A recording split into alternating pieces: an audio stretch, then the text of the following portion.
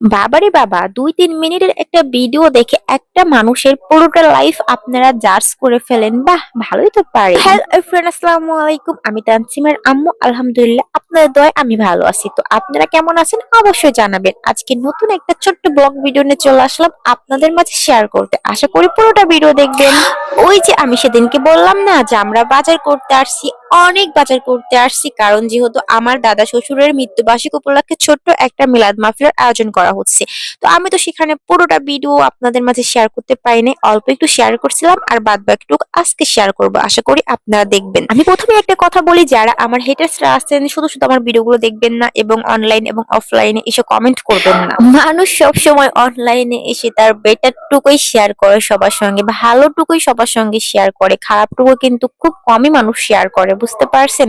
তো সবারই একটা পার্সোনাল লাইফ আছে এবং সেই লাইফে সে দুঃখ কষ্ট সুখ সবকিছুই করে এবং সবকিছুই তাকে ট্যাগেল দিতে হয় এবং ভালো মন্দ সবকিছুই তাকে সাফার করতে হয়। যাই হোক, অনেক কথাই বললাম আপনাদের সঙ্গে গল্প করতে করতে আর বাজার করতে করতে তো রাত হয়ে গেছে। তো এখন বাড়ি চলে যাচ্ছি এবং বাড়ি যাওয়ার পরে এতগুলো মাছ কাটতে হবে এবং মুরগিগুলো কাটতে হবে, যেহেতু মাছ কাটার জন্য চাচি আছে, আমার তো মুরগিগুলো কাটতে হবে।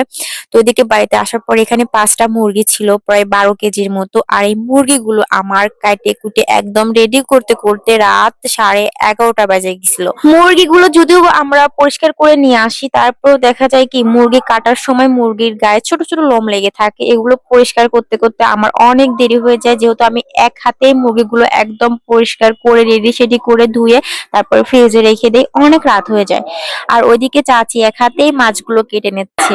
যেহেতু মাহফিলটা আমার ননাসের এইখানে হচ্ছে, মানে আমার চাচা শ্বশুরের ঘরে, তো অনেকেই বলতে পারেন যে আপনার ননাস কোথায় গেল। আসলে আমার ননাস পর্দা করে, অনেক আমল করে, সেই সারের নামাজ পড়ার পর থেকে সে অনেক দোয়া কালাম পড়ে, এজন্য সে মাছ বা গোশ এগুলো কাটার সময় নেই তার কাছে।